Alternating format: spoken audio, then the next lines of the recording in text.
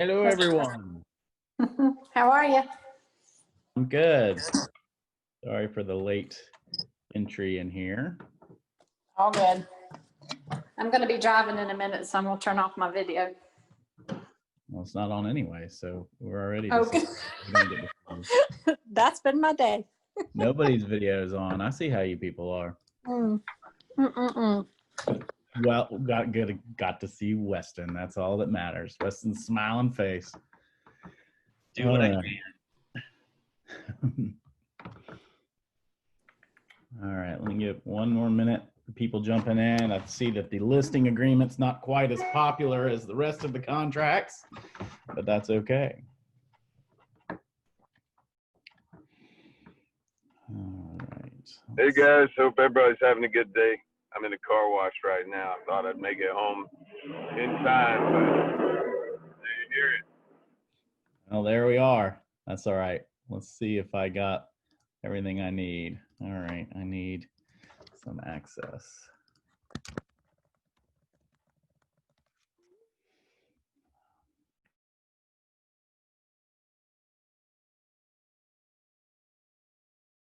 Give me one more second. Get this screen share set up.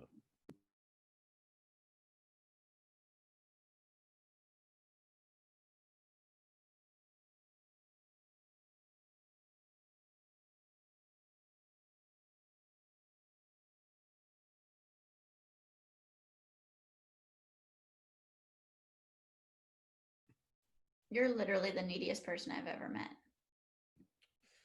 I try. I'm just kidding. Let me get it to you. And I'm going to text you the secret passcode so you can just grab it anytime in the future. Anytime I can do that, that's a lot of power. I know. Only for you. That's why I can't say it here. I know. 1, 2, 3, 4, 5. Yeah, and only 2 with their cameras on. So right? Yeah. You're going to have an exciting contracts class today. Okay, bye. Bye. All right, so let's get started in here. Hopefully you guys will see the infamous exclusive right to sell listing agreement. Give me a thumbs up if that's what you see, Weston and Mike. All right, good. So you guys are gonna be my guinea pigs. All right, so what we're gonna do is we're gonna dive into more seller side contracts as we get into this. But since we're still in the first round of the contract series, we're just gonna go through the listing agreement. What this is gonna also allow us to do is open up some discussions on areas in which we are seeing debate and how to handle different things. We're also going to have an opportunity to chat a little bit about the clear cooperation policy, which everyone loves. So we're going to jump into that. I do apologize for those of you that showed up last week.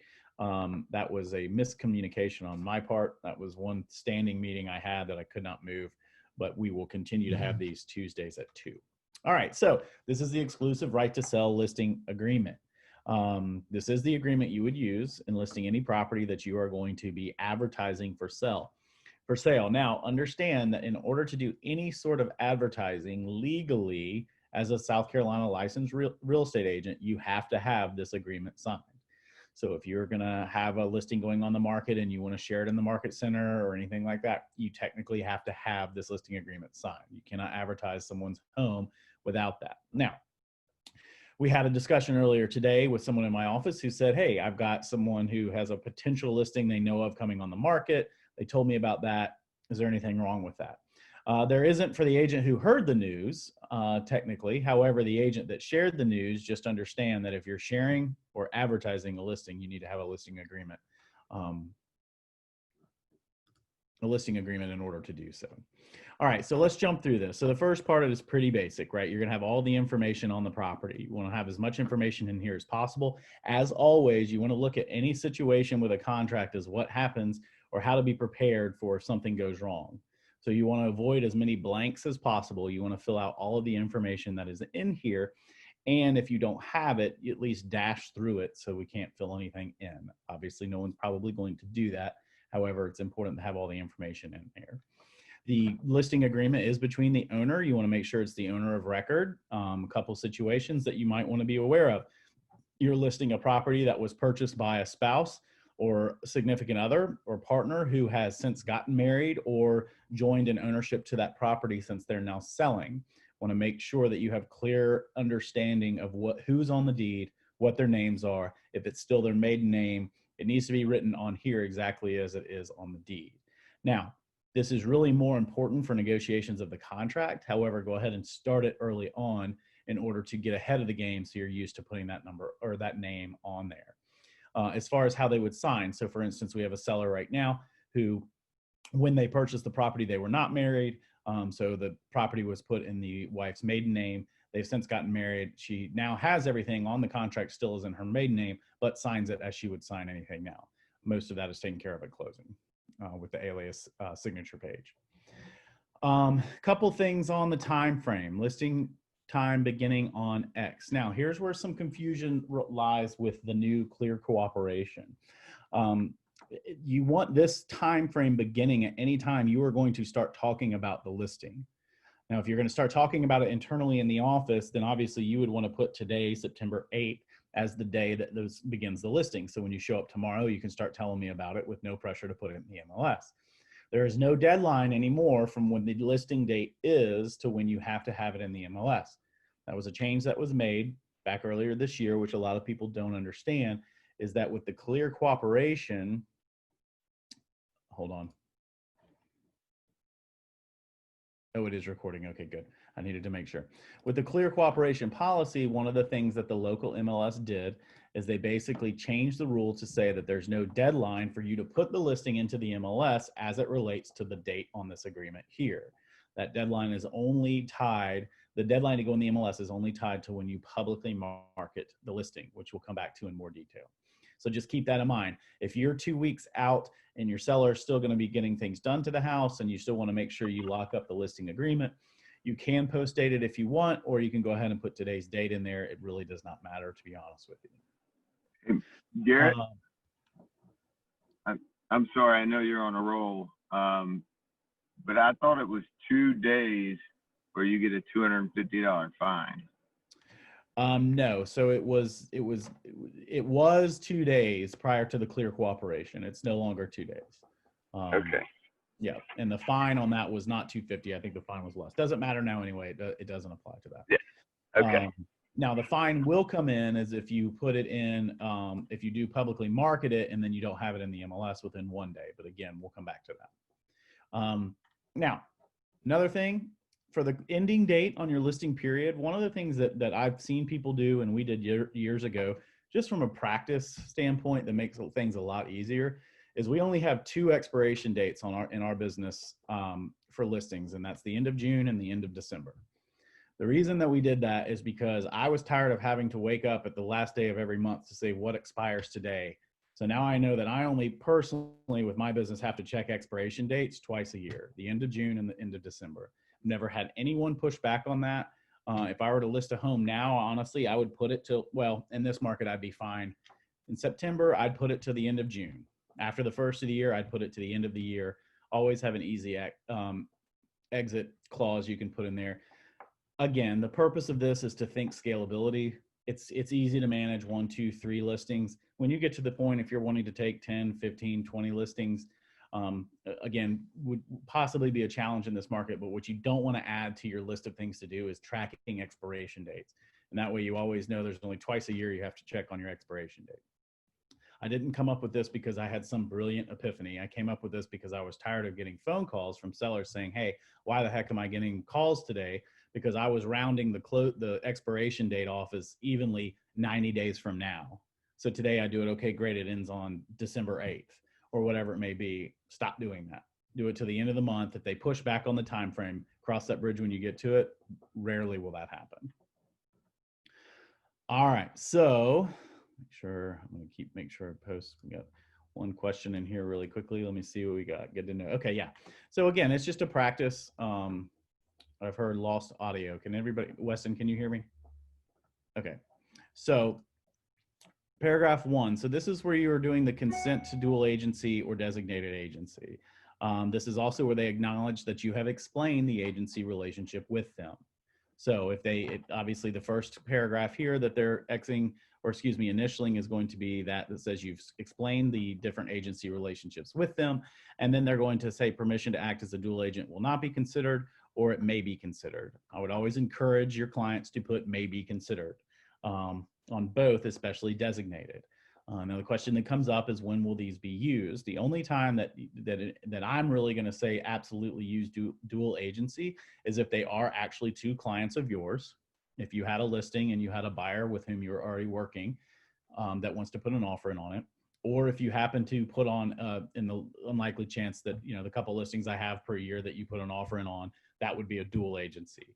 Everything else will be worked as designated agency if it's with any Keller Williams person in Charleston, because they are under the same broker in charge. The only other time that you will use dual agency is if you are on a team. So if you have a team and you're the buyer's agent on a team and you put an offer in on one of your team's listing, that also will need to be disclosed as dual agency.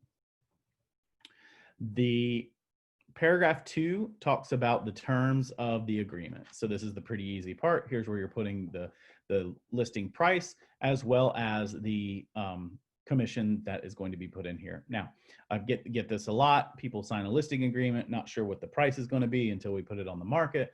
So they fill out a listing agreement, they submit it, they start advertising, but don't have the purchase price yet. That is not a valid listing agreement. A valid listing agreement has to have a price in the contract. It cannot be TBD. It cannot be blank. It has to be a price. Now, if you have a situation where there is maybe an understanding that between now and when the house goes on the market of, you know, we want to list it at 375, but if this one home sells and we can push it up a little bit, we might want to go to 380. You can always change this down the road and you can have that discussion with your seller. But in order to have a valid listing agreement, you do have to have the price in there.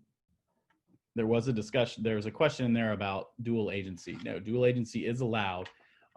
It would have to be in a situation where either I'm the listing agent on there, or if you have a client. Now, if you do not have a client that is both a buyer client and a seller client that is represented, it's not dual agency. You would just represent one and you have the other person as the transaction broker. But if you have an actual listing client and then you had a buyer client that is interested in putting an offer in on the property, then that would be dual agency.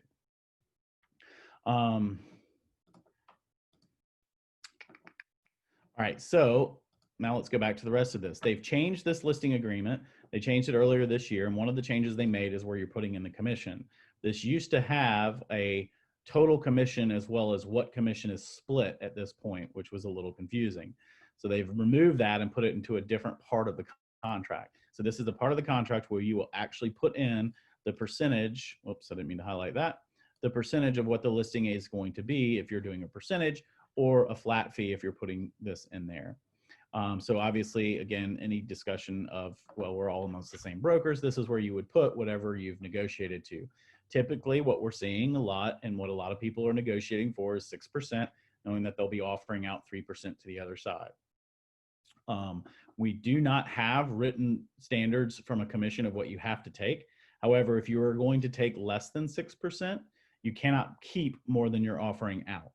So if you're going to go to 5%, don't try to offer out 2 and keep 3. We're not quite in that market yet. That's a KW thing. If you have some questions about that, we can talk about that on the side. But just because the seller out negotiated you doesn't mean that you should punish the buyer's agent on that. So if you have to go to 5 at a minimum, do 2.5, 2.5, or 3 and you take 2, depending on how you do it.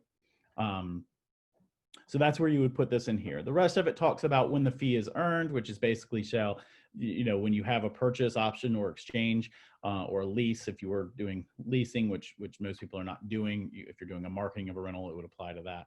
Basically says as long as that all happens, then you've earned your commission. It also says that you agree to defer your commission until the closing date or extension thereof. So if you obviously had original closing date of September 30th, it gets pushed. You can't say, well, I need my money today. Now, you technically could go after your money if the seller completely bails on the contract. Let's cross that bridge when we get to it and ask me, and then we'll go from there. In the event that you do get out of contract with the owner, you will put in here a protection period of how many days after the expiration or when the agreement is terminated that the buyer, if they sell a property to a buyer who the property was shown by the owner broker, another broker, or another person or the firm during the term of this listing agreement, then the broker's full fee shall be payable to the owner.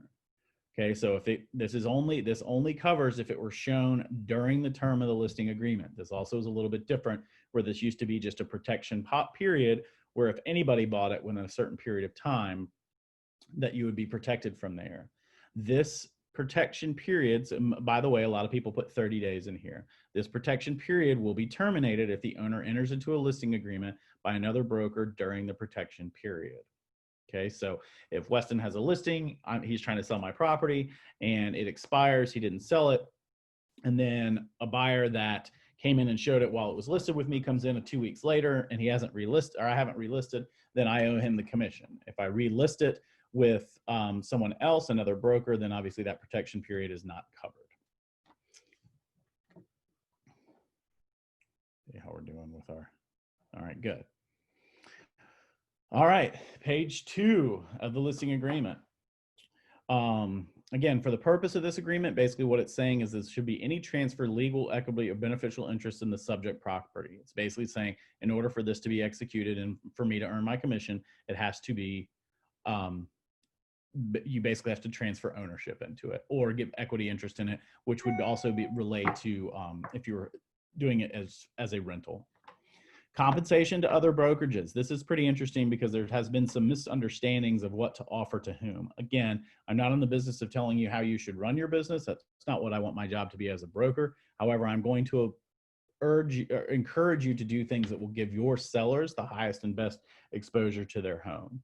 So the compensation to other brokerages. So the first one would be, what percentage are you paying to the buyer's agent? And this would be, if you listed at 6, you would put 3% in here, or if you have another, percentage that you're offering out.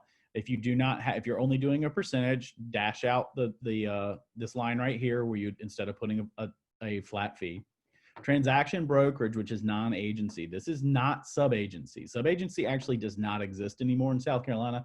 So the next revision of this agreement should get rid of sub-agency. Transaction brokerage, in my opinion, should be offered. If you're a transaction broker, you should be offering them, actually not if you're a transaction broker, if you're the listing broker, in my opinion, you should be offering the transaction broker just as much as you're offering the buyer agent. There is no reason, there's no higher risk to you for them having a transaction broker versus a buyer's agent. The last thing you want to do is discourage in any way, and I'm not saying that not making the same amount of money would discourage them, but it might. You want to make sure that if you're offering out 3% to the buyer's agent, that you should also offer out 3% to the transaction broker. This was confused because when it first came out, a lot of people were hesitant to do it because of the fear of what sort of risk opens up by allowing transaction brokerages or transaction brokers to bring a buyer. I don't see personally where there's a risk there, and I want as many people to see the listing as possible. The reason that sub-agency doesn't exist anymore is because transaction brokerage was created. Transaction brokerage, like it or not, is the default relationship between an unrepresented buyer client and the agent involved. Okay, so just keep that in mind. So if I'm the listing agent, Weston comes in to buy the property and he doesn't have an agent, then technically I'm a transaction broker to him in there because he's unrepresented. And I should have him sign a transaction brokerage agreement, but even if he doesn't agree to do so, that's where he defaults as it relates to the agency relationship in South Carolina. Now, I'm going to open up a can of worms here because it's a great time to do it, because this is happening quite a bit. In the event you offer out a percentage here to a buyer's agent that is less than what they've contractually had their buyer agree to pay them, then you might run the risk of that buyer costing your listing costing more money to that buyer because they have to make up the difference. Let me explain what that means. So let's say I only offer out 2.5% to a buyer's agent, and Weston comes in, and I'm picking on Weston because he's the first one on here. Sorry, Weston. And you have your camera on, which you're probably now not going to bring your camera. So let's see who I'll find someone else next time. Anyway. No, don't do that. So let's say Weston has the buyer's agency agreement, and in that buyer's agency agreement, he has had the buyer select where he will get it paid at least 3% out of the transaction. Well, if he has that in his buyer agency agreement and I'm offering out 2.5%, there's a risk that if the buyer wants to buy my listing, it's going to cost them more money because they will be responsible for the additional 0.5%. I bring that up for two reasons. Number one, if you're going to offer out less than 3%, know that you have a risk of buyer's agents that do have that agreement where they'll get paid at least 3%. Number two, if a buyer's agent calls you and says, hey, Joseph, I notice you're offering out 2.5%. Will you be willing to pay 3% because my buyer has agreed to pay me 3% and I just need to make sure that they understand fully what they're getting into from a financial standpoint before they make an offer? That aggravates a lot of listing agents. And I get the phone call that says, I can't believe this agent did that. They're telling me that they're not going to sell the property if it's not 3%. That's not what they're telling you. Some of them maybe, but for the most part, what they're telling you is, no, I have an agreement with my buyer where they will cover the difference. So it may cost them more money to purchase your home than the property next door that's the exact same price, but offering a better commission. So again, it's not happening often.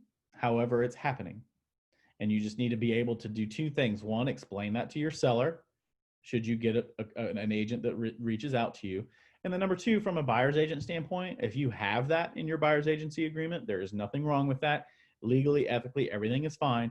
Just know that you may put your buyer in a position where they have to make a decision on whether or not they want to buy a house based on whether or not it's going to cost them more money out of pocket. And then you have to be willing to you have to make the decision whether or not you want to take that all the way to fruition. I know a lot of times buyer's agents may not do that, but you would be surprised how many listing agents will then offer out the 3% should you approach it from that standpoint. All right, earnest money. This is going to be a quick one because earnest money paragraph and all the contracts in South Carolina say the same thing, that the escrow agent will hold earnest money. The earnest money is a promise to buy the property, and if they default on it, then the earnest money will go to the other party as long as, in big bold print here, they have a distribution agreement or they've been directed by a court. So black and white, it can be as plain as simple or plain as can be that they defaulted on the contract, but Mr. and Mrs. Seller understand that at the end of the day, it may not be as simple as you think. We still have to have an agreement by everyone. All right, so really quickly, so Penny asks, can you change your buyer's agreement? Yes. In what regard though? Like if you had the guarantee for 3%, could you then go back and say, you know what, I'll take 5? Or excuse me, 2.5? Yes, you can do that. You can make that decision at any time. Okay. Now, and again, there's not to get bogged down in the details, but it's a great point. A lot of buyer's agents may use this as a strategy because there are some listing agents out there that are only offering 2.5%. Mm-hmm.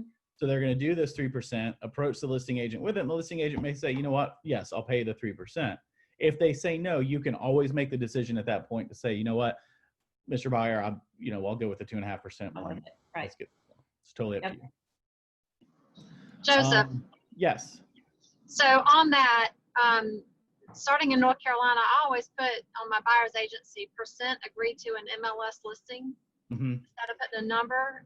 And I do that here. Is that right or wrong? You don't need to add that here. It's covered in the, I don't have it in front of me of what section it is, but it's covered in there that you will take whatever the listing agent, whatever has been agreed upon by you and the listing agent. Right, but in my buyer's agency, do I need to put something in there for 3%, 2.5%? I never put a number in there. That's what I always put there. No, you can, if there's, and again, we can come back to this because it's the buyer agency side, but there are 3 different options, maybe 4. The 2 that we're talking about, one says I'll get paid whatever I agree to get from the listing agent. The other one says I'll get paid at least this, and if I don't get paid it, then you'll come up with the difference. Okay, and then, but if we do have 3% in there, I mean, if we did that and it was 2.5, we don't need to go back and amend that, do we?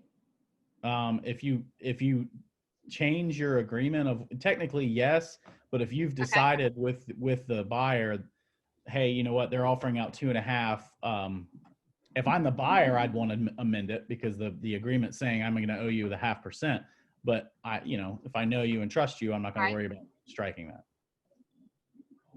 Okay. All right. Okay. Thank you. Yep. All right. So let's go to paragraph 5, signs. Owner grants the broker exclusive right to display for sale, under contract, sale pending, or similar signs on the property. So you can put those signs on the property. You understand that. 6 and 7 talk about your duty as a broker of what you're going to do. One of the couple things that are covered in here, without boring you with line by line, it does say that the owner understands that you're making no representation or guarantee of the sale of the property. That being said, be careful on how hot you're telling people the market is, because we're still seeing some listings that are coming on that may not be getting the contracts or multiple offers, but are still selling in a good period of time, in a decent period of time. The second part is talking about the broker liability limitation.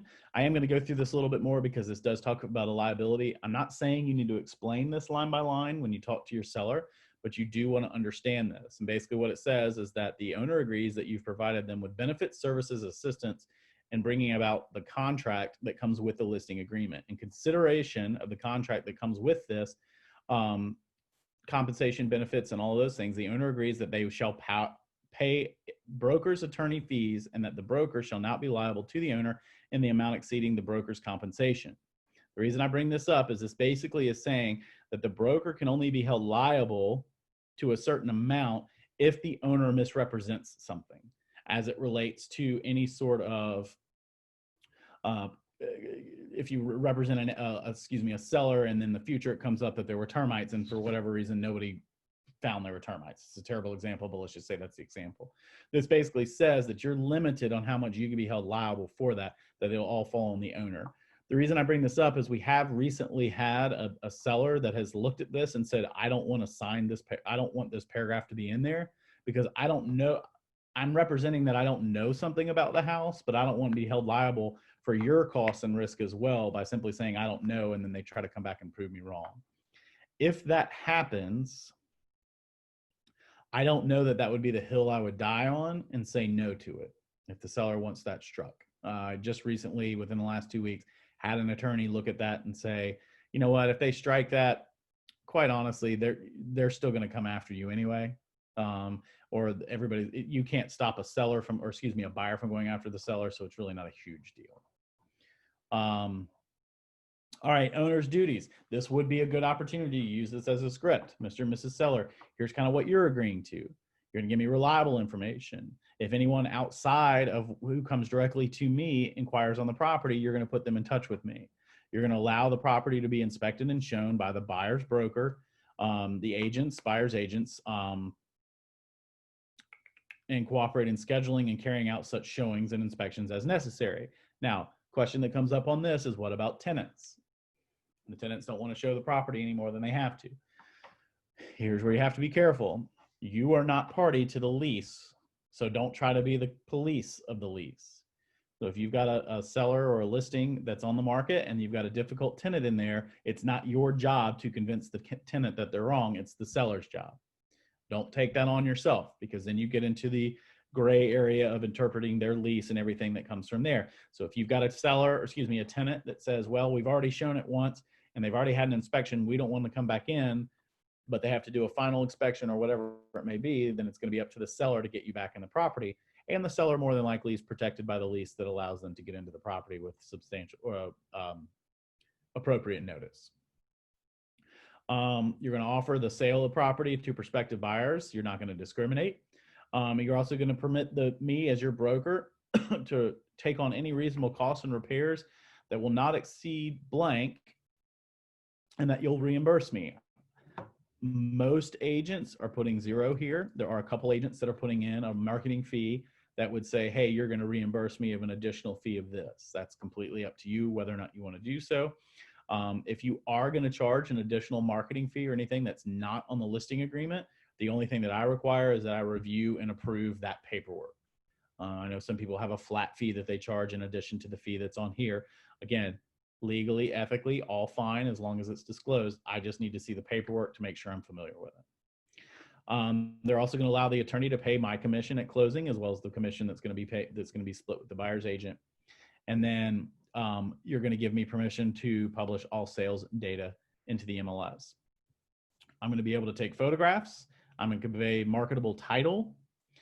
meaning that there are no liens on the property that cannot be cleared at closing. There are no civil suits against the property or anything like that. They're going to allow people to the settlement statement to be distributed to everyone. They're not going to deal directly with prospective buyers during the agency. Again, these are good things to highlight, by the way, not in a way to say, here are the rules.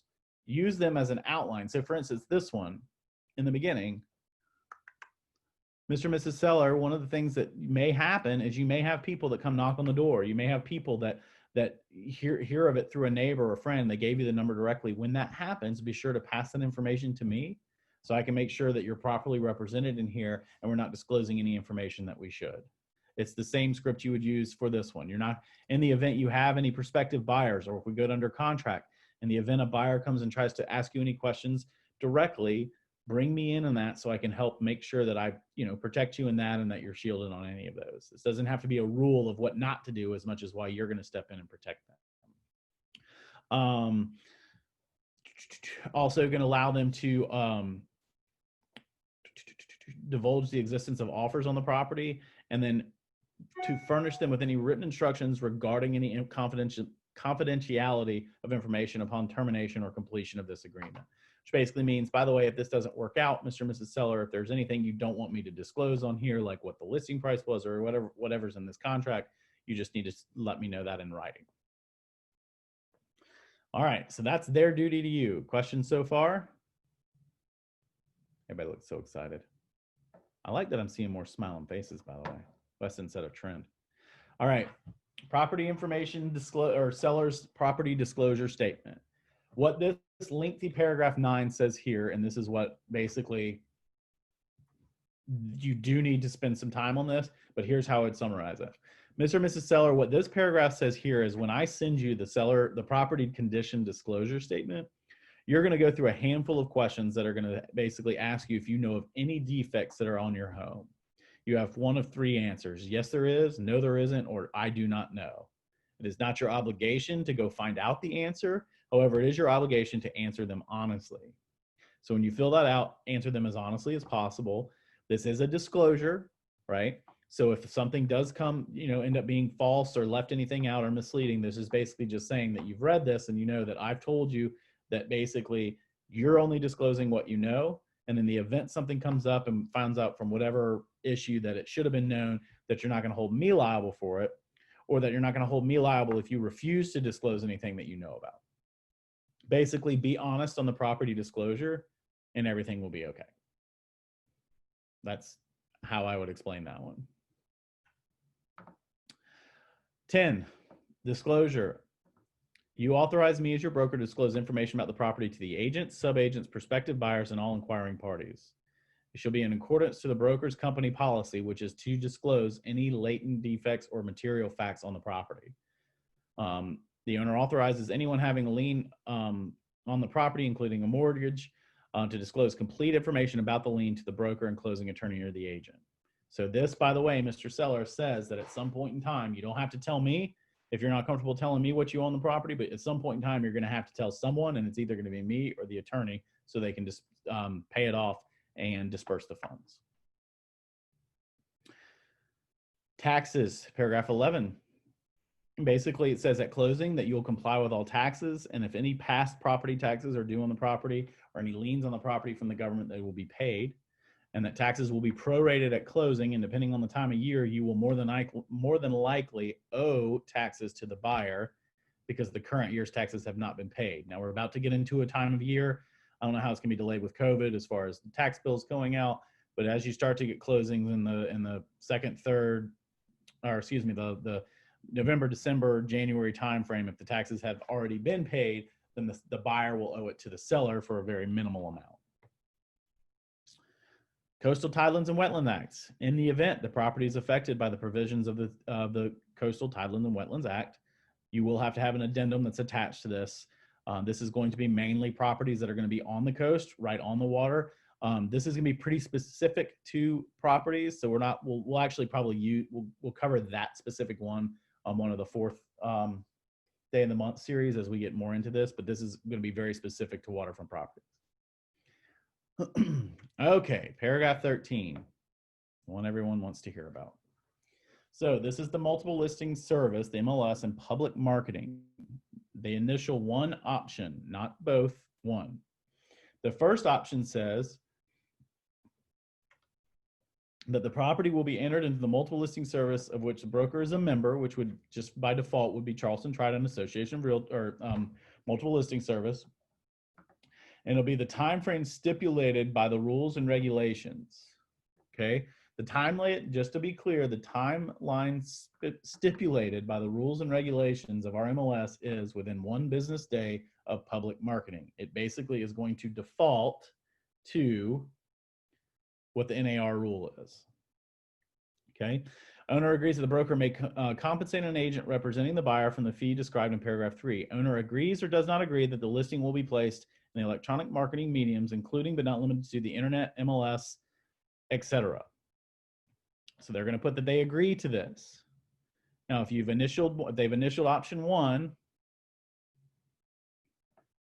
and they've agreed for it to be in the MLS, which they will technically have to do because you're a member of the association and the MLS is owned by the association, they can initial this. You can sign the listing agreement for today, but it does not mean it has to go into the MLS. If you want to wait till October 1, you can wait till October 1. But what the rule states is that if you list it and then you want to go share it on the Charleston Realtors page, or if you want to go and put it out on the neighborhood Facebook page, then you've gone public and you now have 1 day to put it into the MLS. Now, the question then comes up is when I put it in the MLS, how long can it go without showings? They have waived the rule of saying you have to be able to allow showings within a certain period of time. So let's say you list the property today. Your intent is not for it to go on the market until September 15th. But then this afternoon, your seller goes and puts it out and says, hey, guess what? My house is coming on the market. Here it is. It's for sale. Contact my agent for any more information. That has now gone public. So you have to get it in the MLS. Now, you could put it in the MLS today and state in the MLS and then not allow showings until September 15th. The MLS is not going to require you to do that. They're going to ask questions, and don't get me wrong, you will get tons of emails and inquiries from agents saying, why can't I show it? Why can't I show it? But you still have the right to do that should you want to do so. Again, broker and owner agree to abide by the rules and regulations of the multiple listing service on which the property is listed. This is the same, by the way, for those of you, if you are going to be joining either, obviously CTAR and the MLS here is the default one. However, if you were a member of Beaufort or Columbia or Myrtle Beach, they have the same rules. Option 2 would be if they do not consent for their property to be put in the MLS and instead want to have their property listed as an exclusive brokerage listing.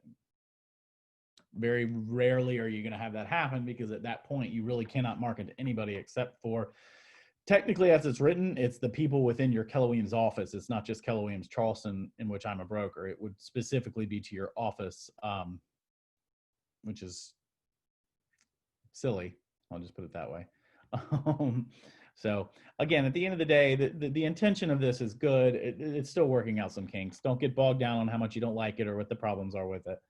Just know that the MLS has done everything it can to protect us and that you don't have a timeline. It has to go into the MLS once you sign a listing agreement.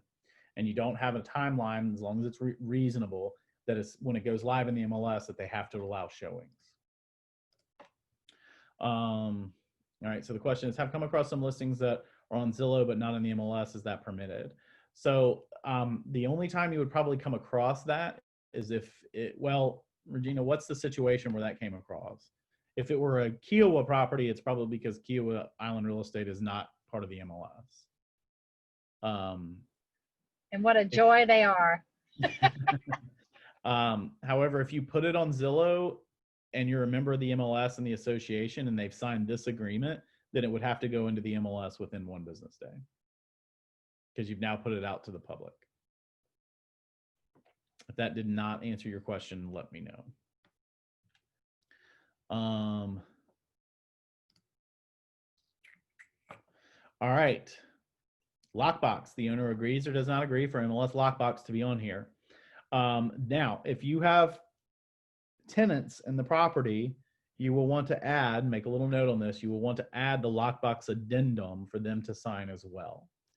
You do not need to have a lockbox addendum if it's an owner-occupied property, because this basically covers everything that the lockbox addendum covers. However, if you do have an investment property and you have tenants in there, it is in your best interest as well as mine for you to have them sign the lockbox addendum, which basically says people are going to be showing your property. They are going to be showing with an approved agent who's good standing with the board. However, don't leave your stuff laying around. And if something does get stolen, it's not my fault. It says it more eloquently than that. Owner understands that the broker's responsibility is to present offers to purchase to the owner for owner's consideration, terminates at the closing of the subject property or expiration of this agreement, whichever occurs first. So Mr. and Mrs. Seller, once this agreement is terminated, if there are other offers that come in, I don't have to present them to you. I don't know an occasion that would really happen unless obviously they sell the property, or if you've received offers and they've relisted with somebody else. If you've terminated the agreement, they still haven't relisted, you get an offer, I'd suggest submitting it to them if I were you. This one is confusing because it says marketing the property after accepted offers. The broker shall not continue marketing the property after the offer has been accepted unless requested in writing by the owner to do so. Technically, it's not offered as active. It will be offered as active contingent that's being in the MLS. What you don't want to misunderstand this paragraph to say is that the owner can request in writing that it'll be marketed as active, not active contingent. You have to mark it as active contingent in there regardless of what the owner wants you to do.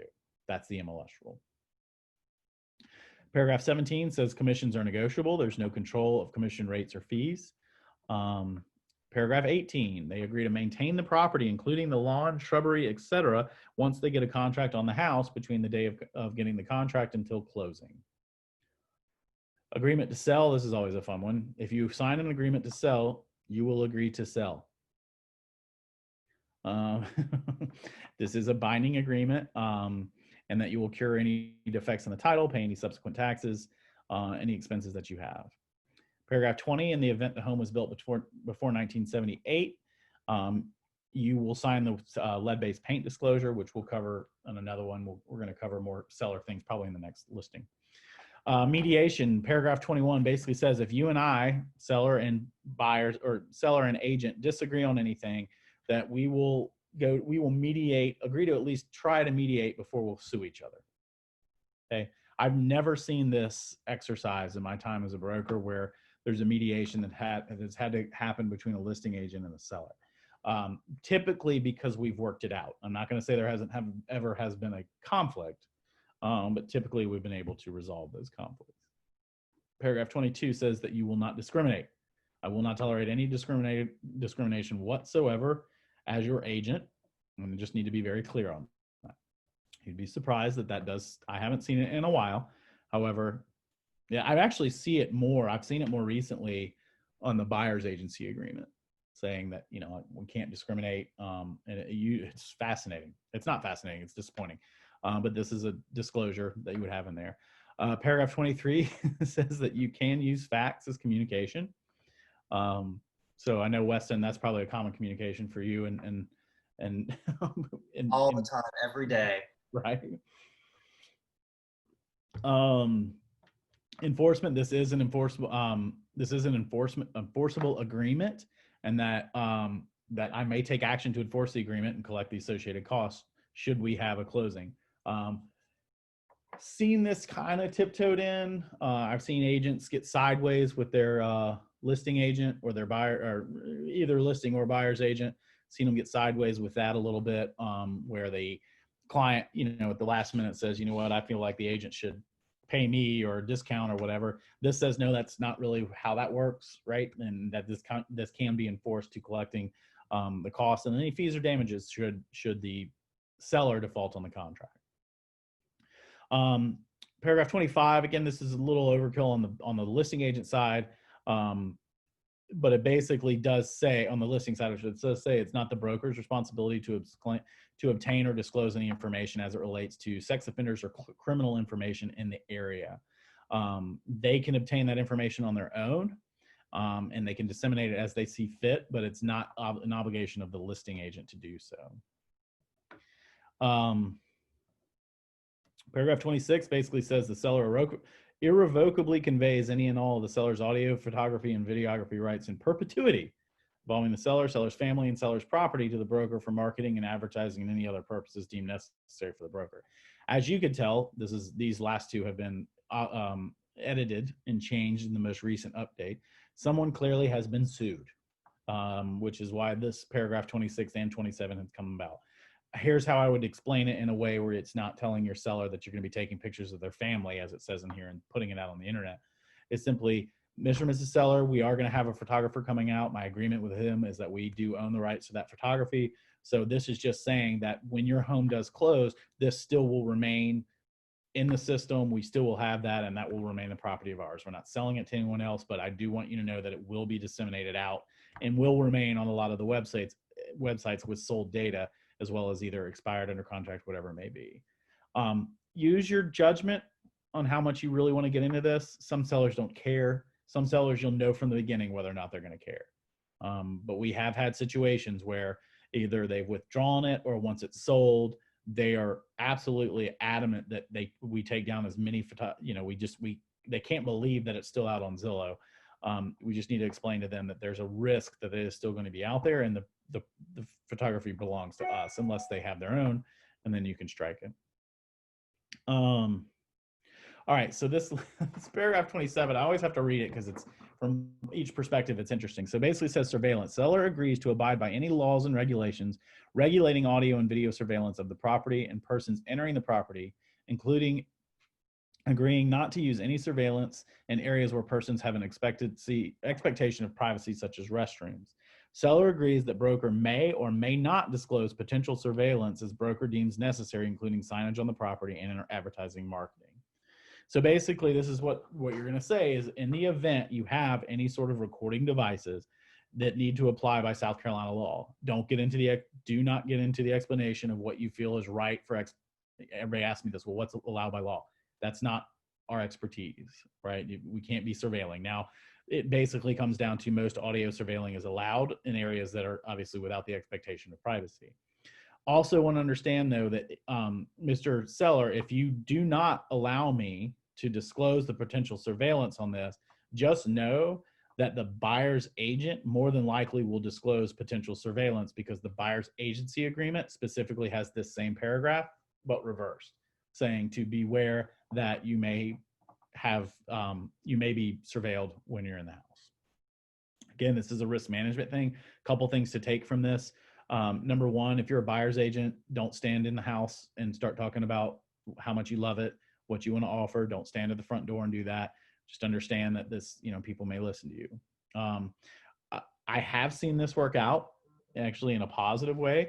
We had, it was actually Lynn's aunt and uncle in Charlotte listed their house and had it on the market for a while and could not get feedback and could not understand why it wasn't selling. They put a recording device in the kitchen, and she literally spent all weekend downloading showing all the feedback, and went and changed everything, went and basically sold the house in a couple days after doing that. So it's not, it's not required on there. So the question is, it's not always a bad thing, I should say, sorry. So the question that Jen has is, are we just required to disclose cameras in the MLS listing? Again, it will depend on, I think the camera can only be done if it's not audio. And if you're only required to disclose it if the law says you have to, depending on where it is. But if as it says in here in surveillance, if the seller does not allow you to do so and it's compliant, it says you cannot disclose it, and it's compliant with South Carolina law and under surveillance, then you don't have to disclose it in the MLS or anything. But just understand that it's probably not a great thing. In many occasions, disclosure is always good. It's find out now or find out later. So just something to keep in mind. All right, other conditions or terms. Really a couple things you could put in here is if you do have any variable rate commission, you would put that in here. And, in the event that the listing agent represents both buyer and seller, commission will be reduced to blank. If you are having any sort of deal where they, if they purchase with you, you could put that in here. This is also where you can put your easy exit agreement, because you've now gone to that default June 31st and June 30th and December 31st you can put that in here that they can terminate the agreement in writing. This bold paragraph here basically says what you're signing is a legally binding agreement. If you have any questions about it legally, contact your attorney. And that's it. That is the listing agreement. So what are some questions? What are some questions on the seller side, listing side that you have that we could cover today? Joseph, Yes. back to the very first page. So I was driving in, podunk world that I live in, totally lost service. I have a listing coming in a neighborhood out here in Mott's Corner. We're probably not going to go on the market until like November 1st, let's say. Okay. But I want to go ahead and get that bad boy signed. Yeah. What dates am I putting? I'm so sorry to make it complicated, but it confuses the heck out of me as to what dates I'm putting where in that listing agreement. So let me pull this back up because you're not alone. So if you want it signed now, you can put right here, you can put September 8th. Okay. But it's not Because going in the now- MLS today. Correct. This is not coincide with when it goes in the MLS, because when you put it in the MLS, the entry field in the MLS is now changed from listing date to date of MLS entry. So this date on this document will not match my entry date on the MLS Correct. if in this particular case. Correct. Okay. All right. And so we don't have to, okay. I'm still got my North Carolina contract in my head, and that's where I'm confusing Yeah. that and the within 2 days thing that we have with MLS now. Well, we don't. It's The not well, like- the one day thingy, whatever that is. Mhm. So now, Am I if making you sign this and you date it today, and they're not going to put it in until October 1 or whatever it may be, or November 1. If you go public with it at any point in time between those, then you technically have to put it in the MLS at that point. Right. But when I go, so if they sign it today, Mhm. and so that date will be on this page 1, but we're not putting in until November 1st. When I enter it to go active, I'm putting November 1st in the MLS. Yes. Correct? Okay. Yes, because Perfect. the field in the All MLS is now date of MLS entry, not listing date. Not listing date. I gotcha. Okay. All right. Hopefully Yeah. I'll remember that. Thank you so Yeah, much. there was, absolutely. And, the MLS did do a lot to help us not get around, but help us still do business with this clear cooperation rule. I think there's some other things that can be added, a coming soon module, that sort of thing, blah, blah, blah. However, for the most part, these two changes where you can have whatever date on here, and then you can have listing entry date. And by the way, you can also put it in the MLS, but not have it shown for a week or two. The only challenge with that third option is then you have days on market that are higher. That's, honestly, at the end of the day, that's for stats purposes, and don't die on that hill. If it's an extra 7 days on there, then just do your own stats and take those 7 days out if you want. So good question though. Anything else? Oh, go ahead. Go ahead. I have something on paragraph 19, Joseph. I don't remember. I just literally wrote paragraph 19. Paragraph 19. Okay. Okay. So with that, how far is that enforceable? What are the things as far as when a buyer is found for the property, I guess I'm just trying to find the bounds of that one. Yeah, it's pretty vague. And because this is what happens is you've got, say for example purposes, you list a house at 300,000 and somebody comes in, they have an all cash, 300,000, no contingencies as is, closing in 2 weeks. One could argue that that's an agreement they should agree to sell that. And by not agreeing to it, this paragraph would technically protect you so that you could say, it falls under this here, right? It's a written sales agreement, terms and conditions of the sale. It's fairly customary as to what it needs. So that would be an agreement to sell. That's what an agreement to sell is.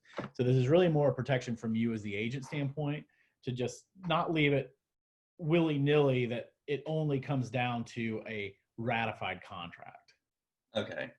Now, where I have seen situations where there's been a contest on commission because the seller didn't cooperate, rarely is it if a seller just randomly changed their mind.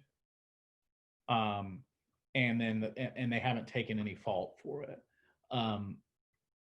It's normally happens either after. Well, we currently have one right now that we're dealing with where they're under contract and the sellers change their minds, completely change their mind, and doesn't want to sell. And there's bigger issues, quite honestly, for that seller than whether or not they owe the listing agent commission. They've got a contract to sell their property. Yeah. This is as it relates to you and them and the listing commission. This is Okay. really prior to getting that agreement. However, it protects you even more should they have an agreement to sell. Okay. So in the example I just gave you, this would really protect our agent to say, hey, you had an agreement, you signed on the agreement to sell, and you backed out on it. You owe me that commission. I'll tell you 9 times out of 10, there's a reason that's bigger than the commission that's happening. Right.